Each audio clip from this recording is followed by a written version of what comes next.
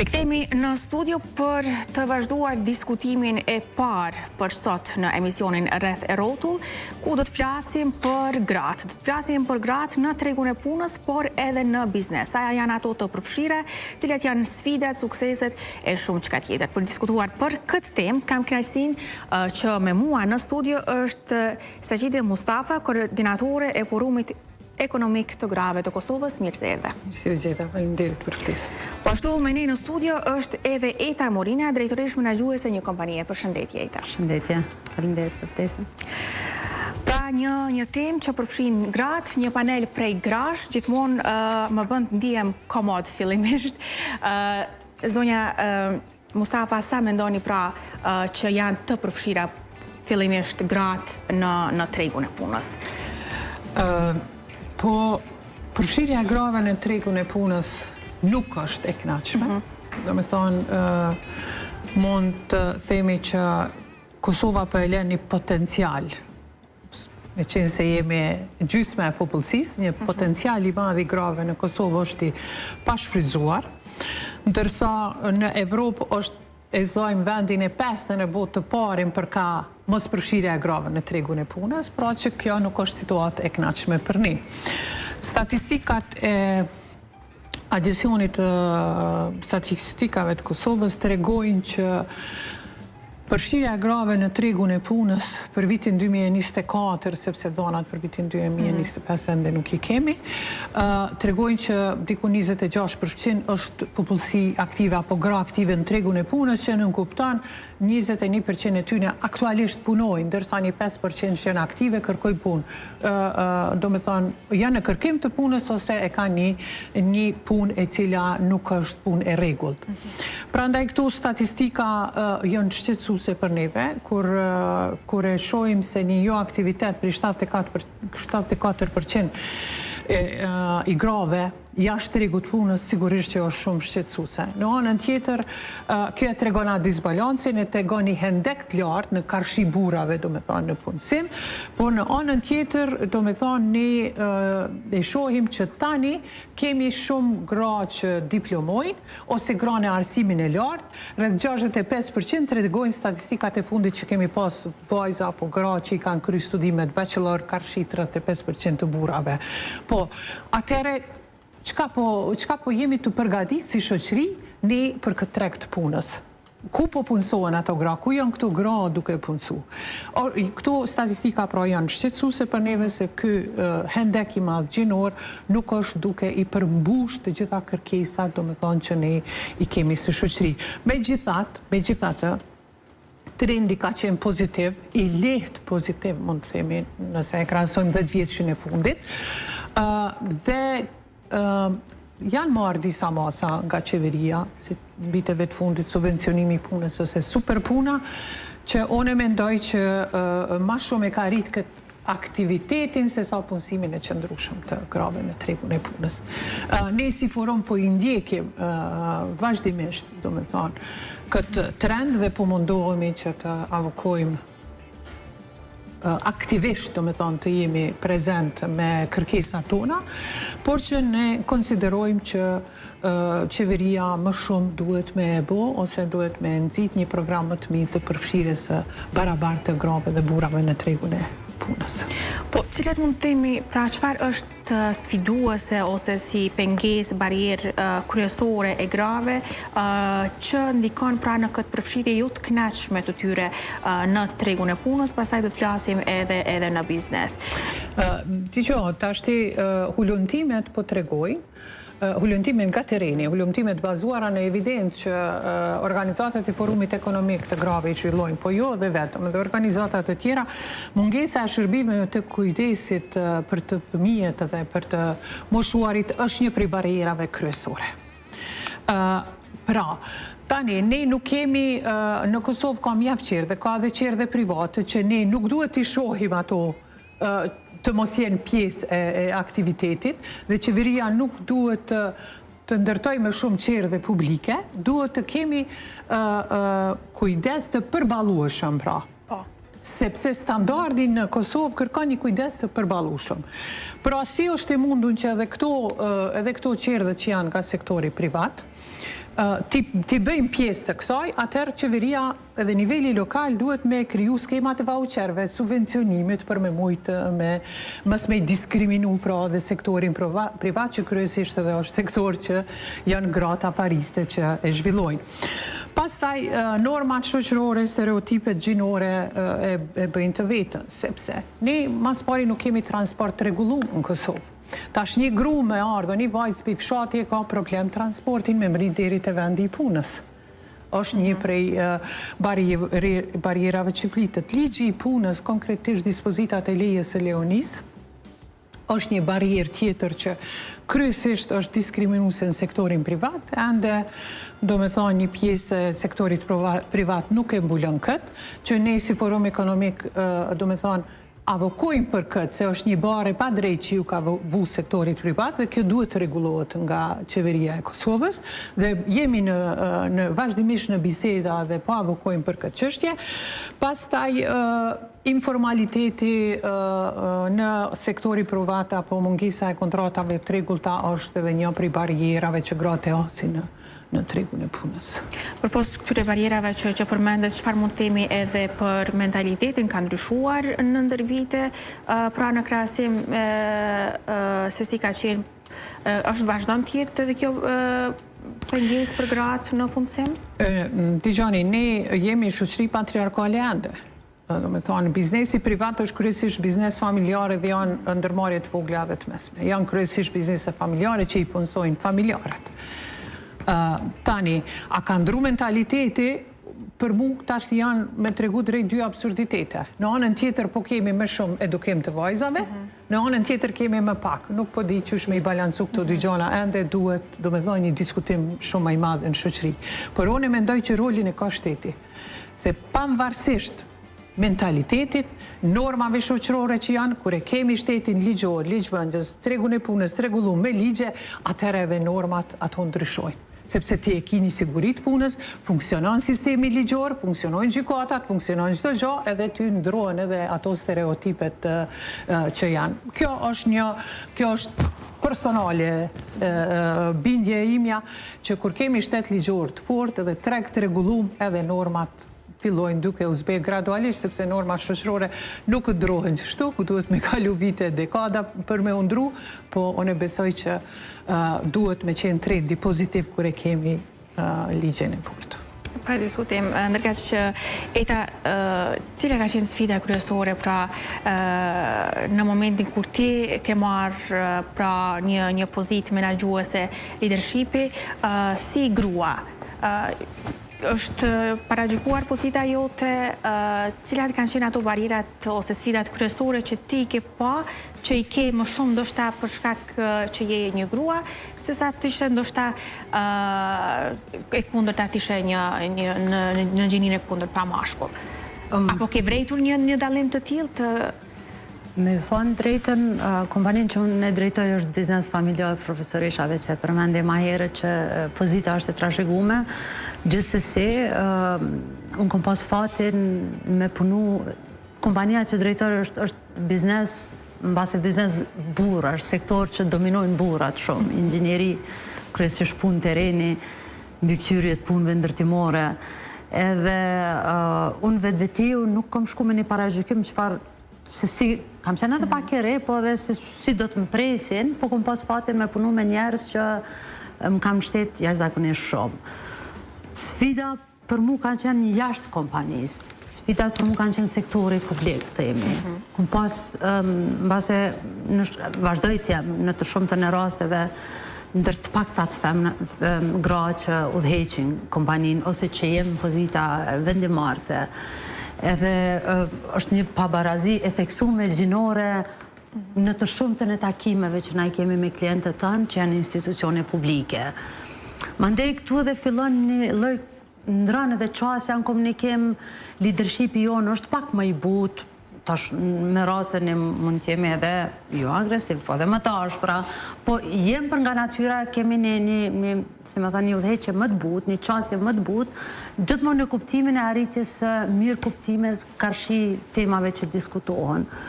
Unë nuk kom pas sfida shumë të mëdhaja ndaj vetës, punës tem, për shkak se kom zgjedh me ju besu njerëzve që i kom pas afërt, dhe cilë jënë kryesisht burra që nuk kanë kriju një dëshpërim gjatë rrugtimit tyne në kompani. Tashmë janë që 20 vjetë që punojnë aty me mu gati 15 vjetë. Por si shtash dëshpërimi është që gratë inxhiniere nuk vinë me punu në kompaninë që unë drejtoj. Sepse është një pabarazi ndërmjet ndarjes ose mos balancimi ndarjes punëve të shtëpisë, profesorisha tha ma herët, kujdesit. Po, nana e preferojnë me punu në zyre ma shumë, ndërka që puna jonë është kryesisht tereni. Kryesisht në bikëqyrje e kanaleve të hapra, ndërtimore, impianteve të mëdhaja, fabrikave të mëdhaja. Më thonë, është një ballafaqim i parë me një forcë punëtore që në komplet burrash.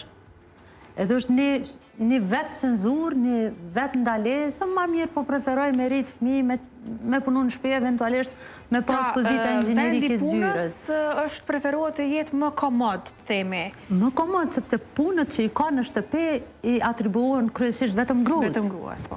Edhe punët e terenit ndonjëherë kërkojnë që të punohet jashtë orarit. Në të shumë të neherave mund të tjenë të vështira, ditë ngarkume, se nuk është fush me lule kanali i hapën i kanalizimit, edhe është punë pak e vështirë, nuk është punë e lehtë. Si punë, unë jam shumë e bindën që bojnë me djenin matë madhe dhe jënë absolutisht inxhiniere të jashtëzakonshme. Po në momentin që kanë fëmijë, këtu fillon stagnimi, mos zhvillimi, sepse duhet kthehen në shpejt, kujdesen në raport me bashkëshortët e tyre që ndarja tani është a priori punë më të mëdha i takojnë gruas. Prandaj emancipimi shoqëror fillon prej rregullave që i vendos shteti dhe pastaj edhe pak mentalitetit brendshëm dhe lufta jone e brendshme që është të qenë një nanë, është ndjenje pa shpjegueshme, është arritje jashtëzakonshme, por kjo s'duhet me randal me u zhvillu tutje. Do të kthehemi tek nëna në përvojën tënde, do të kërkoj një përvojë tënde personale, por zonja Mustafa, për gratë në biznes, është akoma më sfiduese marrë parasysh pra situatën që përmendëm barierat, sfida që përmendëm në vendin tonë, sa je kënaqur me përfshirjen e grave në biznes në kuptimin e dënave statistikave që i kemi? Unë mendoj që ka një potencial ende të pashfrytzuar të grave. Ka gra të talentume, ka gra shumë kreative, se vjen në shprehje kreativiteti kur kemi më shumë gra të përfshira në biznes.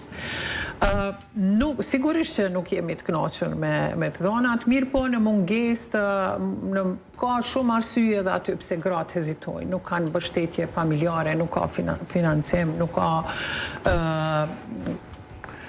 pra ato kryesisht janë të privuara nga prona dhe kjo mungesë bën edhe një vështirësi shtesë për ato. Varësi. Varësi. Po sigurisht krijon një varësi, po sidoqoftë ne kemi gra që janë duke e zhvillu biznesin e tyne dhe me të vërtetë unë jam tepër e kënaqur. Është një pjesë e grave që janë shumë pak. Sektori i tekstilit është në rritje, do me thonë. Kryesisht dizajni, ato edhe për eksportojnë. Po që i kanë barierat e veta pastaj. Sektori i prodhimit edhe përpunimit ushqimit në anën tjetër po stagnon, nuk është duke u zhvillu, sepse ajo kërkon më shumë standarde. Do me thonë, implementimi i standardeve për cilësinë e produktit është kusht për të eksportuar, ndërsa Kosova është treg i vogël. Pastaj, jo vetëm cilësia e produktit, po edhe cilësia apo standardi i paketimit të produktit është një standard që duhet me u përmbush. Këto janë disa sfida pastaj që ato i ballafaqojnë. Dhe duke e pa që në shumicën e kohës ato më shumë përfitojnë, në këtë aspekt mundësia rritjes së biznesit është më i ngadalshëm. Prandaj shteti duhet me qenë mbështetësi tyre. Shumë herë ka mungesa që gratë nuk mujnë me arrit me bo një plan biznesi. Kostoja një planit biznesit është mjaft e madhe. Unë mendoj që këtu duhet me pas politika nxitse për me mbështet gratë. Me mbështet do me thonë se si me fillu me zhvillu një plan biznesi, qysh me monitoru ato ballafaqohen në shumicën e erave edhe si granë ndërmarrëse edhe me resurset umane, menaxhimi financiar, menaxhimi burimeve njerëzore, janë sfida që duhet, sepse ajo si një gru që e ka një profesion, e ka një ide kreative, e ka një pasion, shumë mire bën punën e vetë. Mirë, po kur vjen të puna e menaxhimit të biznesit, pastaj i ka sfidat e saj. Kemi shumë gra të cilat janë të koncentruara në sektorin e bimëve aromatike. Ne sot kemi gra, madje që prodhojnë çajra fantastik, po ato nuk mujnë me i ekspozu ose me i plasu në tregun e Kosovës aty ku duhen. Do me thonë, ligji për tregtinë e brendshme i privon këto, dhe ky ligj ka me ardhur në diskutim dhe unë po shpresoj shumë, do me thonë, që ka me jo vetëm bizneset e grave, po edhe bizneset e burrave, sepse është në intereset tonë, jemi shtet që mvaremi nga importi, edhe ka produkte që po zhvillohen brenda vendit që duhet me u zëvendësu me ato, dhe ky ligj duhet me rregullu tregun. Ato ballafaqohen për shembull, unë kam dëgjuar që sektori tekstilit apo krejt gratë thuajse edhe që po eksportojnë kanë probleme i marr pagesat për jashtë. Ato duhet me qenë llogari bankare në vendet të ndryshme Evropës, qoftë edhe në kontinente tjera, për me mujt me siguru pagesat e veta. Prandaj ka dilema të ndryshme, shumica nuk dallojnë edhe për i burrave, për shembull qasja në energji elektrike, rregullimi i trafoje apo edhe çështje tjera nga më banalet. Një ana prej një ditë me një diskutim tha ëndra ime është me qenë që produkti me qenë në Amazon. Po pse jo? Pse jo? Do me thonë, shteti duhet me punu në këtë aspekt për me i regullu këto qasje më të leta në tregjet e huaja. Po edhe në të njëjtën kohë me siguru kushte që këto gra me i përmisu që to cilësinë e produktit edhe cilësinë e ambalazhimit për me pas më të letë me dëpërtu në tregun jashtë. Në Kosovë, në përgjithësi nëse e marrim tek bizneset, në çfarë fusha janë më shumë të fokusuara gratë në biznes? Unë e thash edhe një herë, sektori tekstilit është duke dominu, pastaj e kemi sektorin e përpunimit të ushqimit, më pak në sektor të tjerë, më pak. Sektori i IT-s ne kemi pa vitet e fundit që është në evoluim, po jo aq sa ne po kemi dëshirë, do me thonë ende jemi mrapa, dhe bimet aromatike mund të themi që është një sektor që ka evolu dhe eksportojnë kogja shumë, po që duhet më shumë me i shtyr. Ne këtu e shohim me tregu zhvillimi i biznesit grave edhe evoluimi apo rritja atyre është shumë e rëndësi për shtetin. Sepse këto biznese kanë predispozita me punësu më shumë gra. Tash kur punësojnë më shumë gra ti rrit punësimin e tëre. Po në anën tjetër tash i kemi këto barierat. Është çështja e kujdesit, është transporti, është ligji i punës, dispozitat e lejes leonis që tash ju ka vu barë sektorit të privat. Pa të drejtë, do me thonë se shteti duhet me qenë me mbulu këtë. Kosova është i vendmi vend në rajon që ende nuk e ka fondi për sigurime shoqërore, i fondi cili kish me zëvendësu jo vetëm lejen e leonis, por edhe sëmundjet profesionale, edhe lëndimet në vendin e punës, edhe shumë çështje tjera, dhe pra kemi disa ngecje, po ka potencial. Potenciali është tu edhe është mjaft e dhimbshme që ky potencial me na ikë. Tani është i mirë, po shkon një trend pozitiv që gratë në diaspor edhe vajzat në diaspor po kthehen me disa investime gradual në Kosovë. Kjo është e mirë sepse ideja pse ato vinë në ende e kemi një taksat i kemi tulta dhe kemi fuqi punëtore. Pra ndaj, nëse ne po kemi predispozita me thithë dhe investime në Kosovë, duhet edhe më tej ta rregullojmë tregun, të rregullojmë politikat në tregun. Në mënyrë që ky potencial mos na ikë nga vendi. Eta, ti edhe një nën.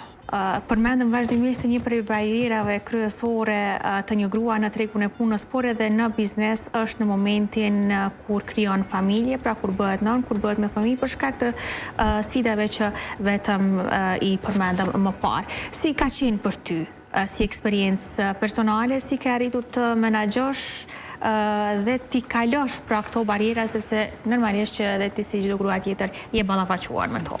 Po, duke qenë udhëheqja në një kompani është pak më e lehtë. Se një 3 kontratës e merë qiken me veti në punë aty. Kolegë nuk tojnë kërgjët, e ndëgjojnë, vazhdojnë me ndëgjoj her pas here.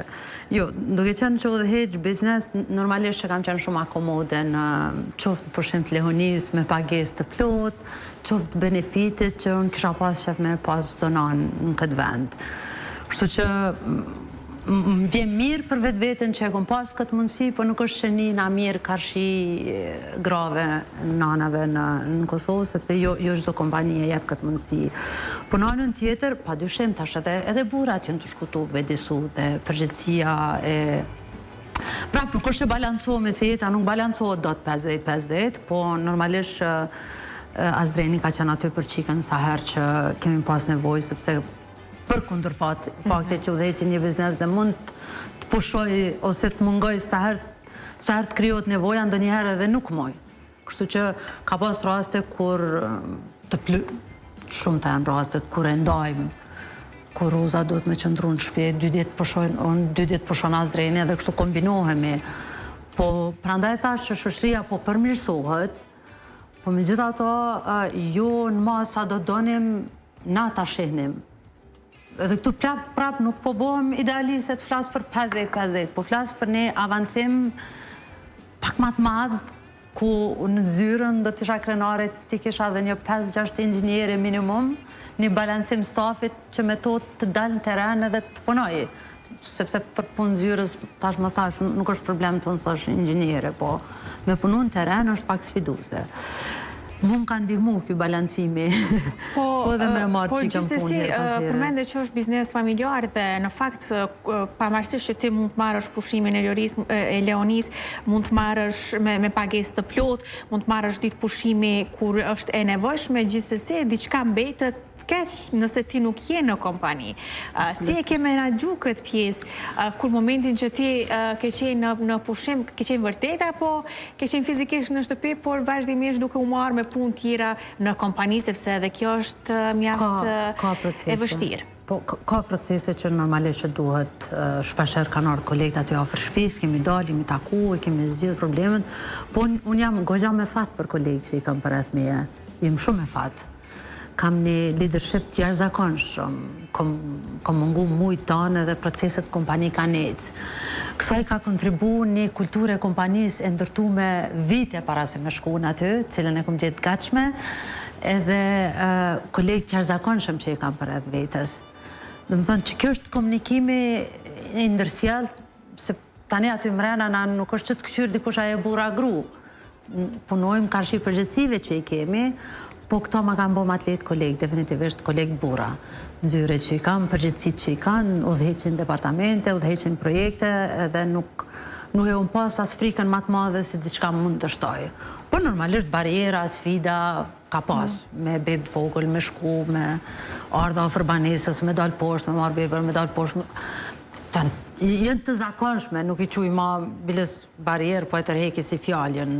Kur punon, kur jenë leadership, ekspozohesh edhe aktiviteteve që si me thonë, ta shregulloj një ditë zakonshme me një bebe në shpe, nëse mund ta përkufizoj kështu. Po, realisht, desha të ndanim këtë rrëfim, sepse mund të ndjekin shumë gra dhe vajza të reja, të cilat tonë, po në rregull sa do të arrijun të menaxhoj nëse o dua të bëj një fëmijë, sepse ëndrat janë të mëdha në momentin kur nuk e ke krijuar familje, por pastaj kur ti dëshiron të zhvillohesh edhe më shumë, edhe të njëjtën kohë të krijosh edhe familje, atëherë kemi dyshën është koha duhet ta shtyjë edhe pak, por gjithsesi kur do që të ndodhë është një temë sfidë që ti duhet ta kalosh. Absolutisht, por e rëndësishme është që të japim këtë mesazhin që arrit menaxhohet, sepse shumë shpesh mendojnë që është e pamundur ose do të dështoj ose jo, ka momente të vështira.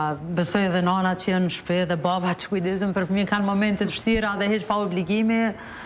Lemo kur jenë leadership që normalisht ka përgjithësi rrugtimi, menaxhimi i kontratave, menaxhimi i punëve, ka vështirësi, nuk është kaq e thjeshtë, po definitivisht unë mendoj që është për një gru lidere ndërmarrëse është tepër me rëndësi me ju besu njerëzve për rreth, me pas ekipin, edhe ekipi unë sado që sinqerisht do doja që kompania tjetë e balancuar në aspektin gjinor. Po tani mrena për mrena kompanisë aty nuk kemi ma gjini. Aty punojmë, se cili kemi obligime, se cili kemi përgjithsi. Nuk ka tani mrena kompanisë aje bura gru. Punë, du të me u kry punë, atë sa mund të kryjmë, atë sa di me i kryjë, atë sa jem të obligumë kontraktualisht. Edhe na duhet si gra ndërmarë, se duhet me ju besu njerëzve afer. Edhe kur i marim, atër duhet me këshur vish gra me marë, pëse jo më në grup biznese me marë vish gra se veç bura.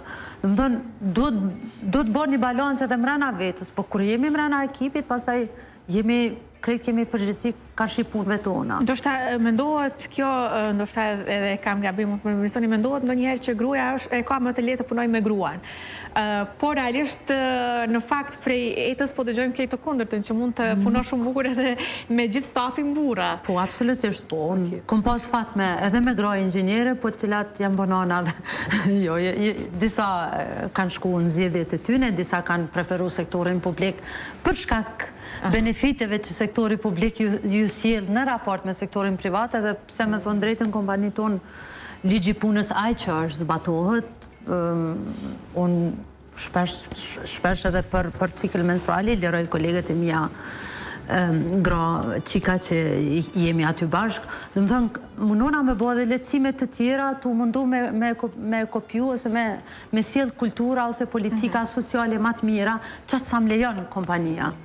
Po sa do të mendon që nëse do t'ishte një mbështetje nga ana e shtetit, do t'ishte lehtësi për ty për të menaxhu me kompaninë, për të marrë më shumë gra në kompaninë tënde dhe në fakt ato të arrijnë të punojnë ose të vazhdojnë karrierën edhe më tutje dhe pasi që bëhen nëna. Sepse ligji i punës, si që tregoj edhe zonja Mustafa, pra gjithmonë i bie bara kryesore sektorit privat, pra 6 muaj paguaj sektori privat dhe 3 muaj paguaj shteti, 3 muaj pa pagesë. Pra kjo është formula që e kemi aktualisht. Nëse një mbështetje më e madhe, mendon që do të ndryshonte? Çdo politik progresive, prosperuese e shtetit e rregullon krejt sektorin. Është problematike mu përballu kjo situaci që është për juve si sektor privat, kur jemi tek pushimi i leos njës për shembull. Kuptimin e sektorit profesoresha flet më shumë sepse përfaqëson më shumë ndërmarrëse. Unë nuk i kam këto bariera se kompania është relativisht e vogël edhe kemi qenë të qëndrueshëm dhe nuk është që më prekin qa shumë, po politikat shtetërore dhe zbatimi i tyne, ligjet dhe zbatimi i tyne e rregullon vetë shoqërinë. Pastaj një inxhinier atëherë mund të përfitoj edhe unë, mund të kem një balans mes inxhinierëve të terenit, sepse një inxhiniere atëherë edukohet edhe vetë shoqënia dhe kuptohet që fëmia kur të lind, mbase gjithënia nuk mund të bëhet prej prindit bab, po gjithsesi ka momente kur mund të ndahet kujdesi dhe të rregullohen punë të shtëpisë e kështu me radhë, të krijohet një mundësi që ato të vinë edhe në sektor që janë pak më të vështirë për të punu, themi. Kështu që çdo politikë që rregullohet prej shtetit e atakon çdo sektor, jo vetëm sektorin tem inxhinierik, po çdo sektor të mundshëm e atakon, kështu që shteti duhet të kryejë obligimet e veta, duhet të harmonizojë legislaturat me vende të zhvilluara, duhet të ndihmojë sektorit privat që të krijojë lehtësira që të vinë gratë punojnë. Sepse edhe kjo kur nuk vinë gratë nuk është ndjenje mirë, ose krijon ti një resurs për 10 vjetë, mas 10 vjetë ik.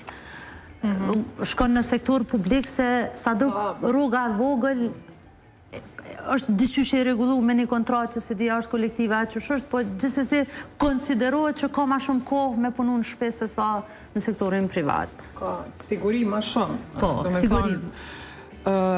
Po du me ndërlidh këtu.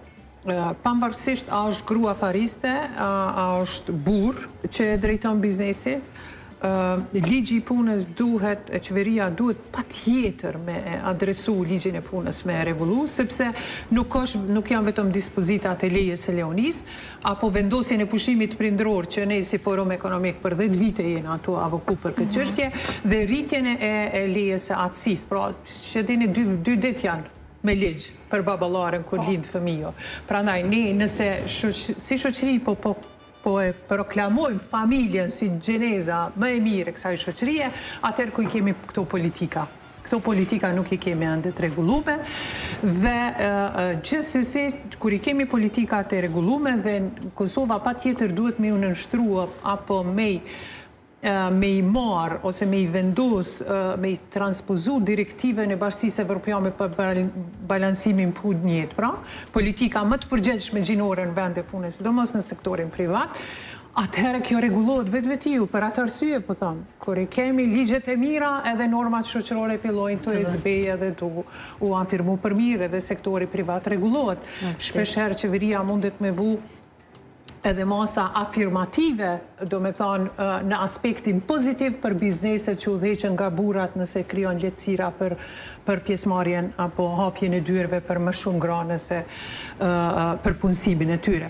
Prandaj mundësit janë shumë të mëdha dhe unë mendoj që këtu përna mungon një dialogim i madh në mes të qeverisë dhe sektorit privat. Kjo ende nuk po arrihet, sepse kur këto palë ulën në tavolinë, atëherë patjetër që kanë me u gjetë zgjidhjet apo modalitetet më të mira që bujnë me i hap dyrt, sepse një potencial i pashfrytzuar, do shta ju me ta borç, gratë po ashtu janë të fokusume në sektorin e shërbimeve, edhe në sektorin e tregtisë, që ka mas shumë të nështë edhe gratë punësume, edhe atje do me thonë janë bizneset vogla, janë mikro.